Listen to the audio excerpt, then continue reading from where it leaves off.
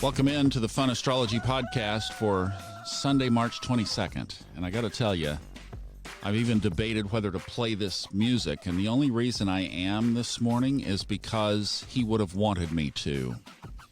If he were here, he would have said, oh, hell yes, play that music. Because that's what he did for a good part of his life.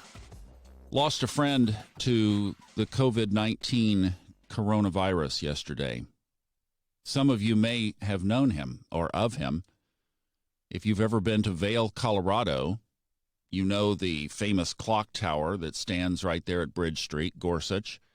And then right next door, right across the street, is Pepe Gramshammer's hotel, restaurant, bar, store. Rod Powell played guitar there for 35 years. Après ski in the winter, summer on the patio. If you went to Vail in the 80s, 90s, and 2000s and missed Rod Powell, that was a miss, because he was like Mr. Vail, and everybody in the world knew him. He had friends literally all over the world. And he was just doing his thing and somehow got this virus in his body. And for 11 days, he tried to fight it on a ventilator in Denver, and yesterday his Facebook feed started blowing up that he had not made it. Rod was a friend. I got his number in my phone. He's about 4 years older than I am, and, you know, when you know somebody who is so full of life, I mean, this guy was amazing. And you know what's weird? This is really strange. He also played with the New Christie Minstrels for a little time, just a short little time before he came to Vail. So this would have been the late 70s or right around 1980. And Kenny Rogers died the night before.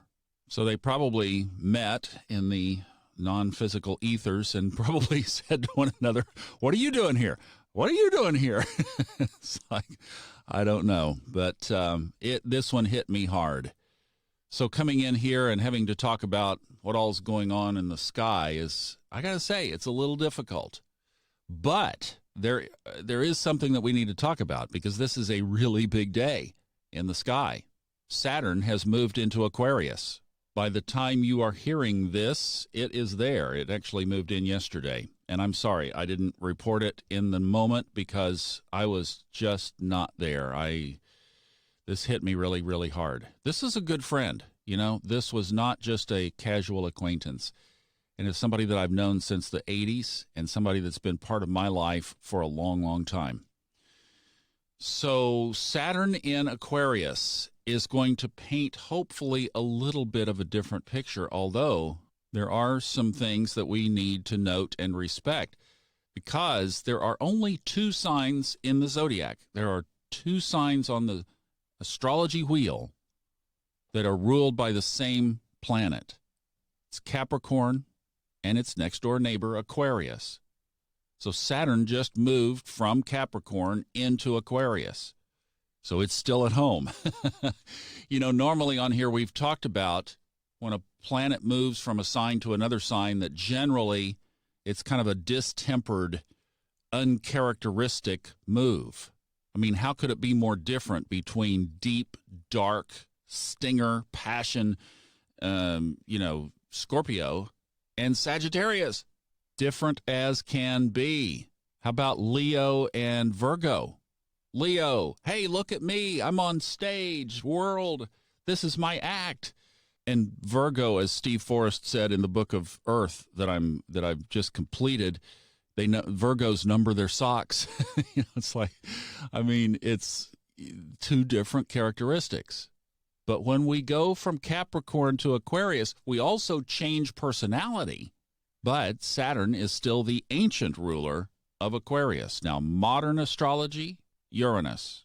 So there's a dual rulership there. But let's talk about Saturn in Aquarius.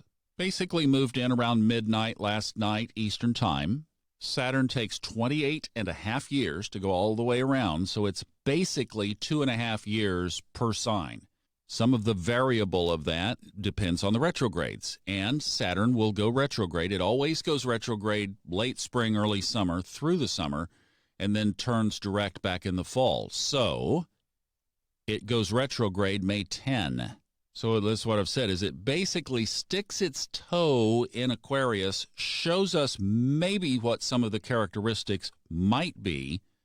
That's between now. So we've got March 22nd until May 10th, about 6 weeks, right? Maybe 7. So 6 or 7 weeks in there, and then it goes retrograde. Now, from May 10th, it's going to take those 6 or 7 weeks to get back into Capricorn. It has to basically retrace its steps, right?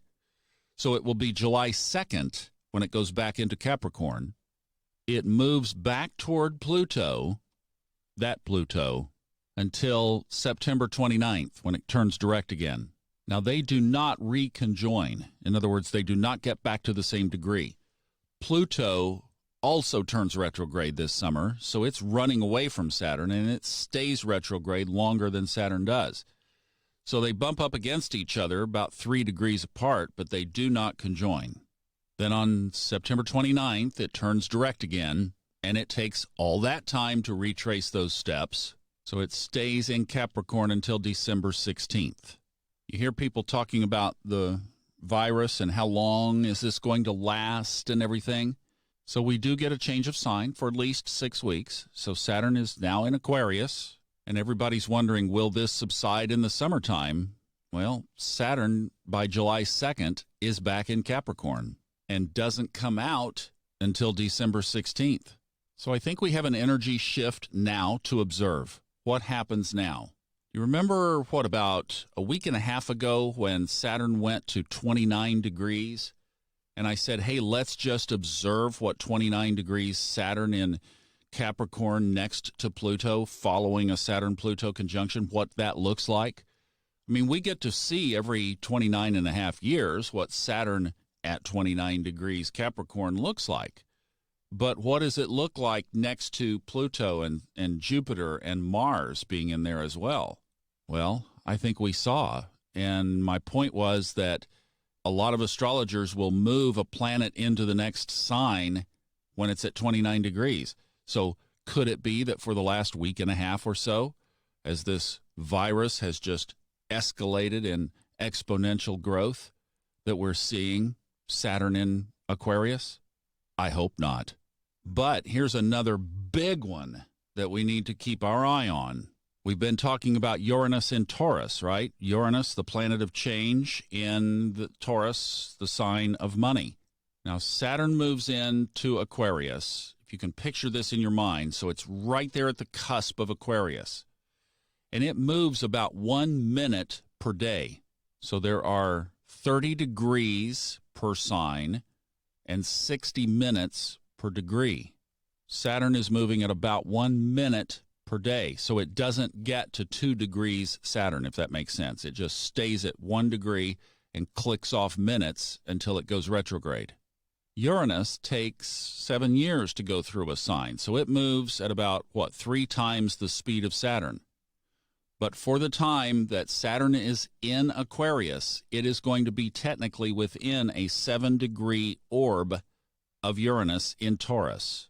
Saturn right now, the representation of Saturn and its increasing death in society as it moves into Aquarius, could it also be affecting the financial system in the same way? Because as this virus continues to spread, it seems that more and more people are drastically affected financially. So as we continue to read the chart here, and we read the newspaper, or not anymore, we read the flash-ups, the notifications on our phone, continue to putting all these energies together and realizing that we are indeed living in ominous times. We've never been here before, and we will get through it, because remember, the good thing about it, even though the likes of the Rod Powells of the world will not be participating in it, things are always better on the other side of this. We just have to keep that in mind. There is an energetic and spiritual shift underway, and we are part of it. So we will continue to parse this out. By the way, I did an interview with Steve Forrest, and it is out on Subconscious Mind Mastery. So if you are self-quarantined at home and want to listen to a great podcast, jump over there. It's the current one right now. Stephen Forrest, The Book of Fire, is out on audio. And that full-length 1-hour interview with Stephen, which is so rare. People don't get an hour with Stephen Forrest. So you can go check that out and spend a little time with him. He's delightful. All right, I'm going to go heal, you guys. I'm hurting. I got to say, I'm hurting, but I will be better tomorrow. So we will see you then. Bye-bye.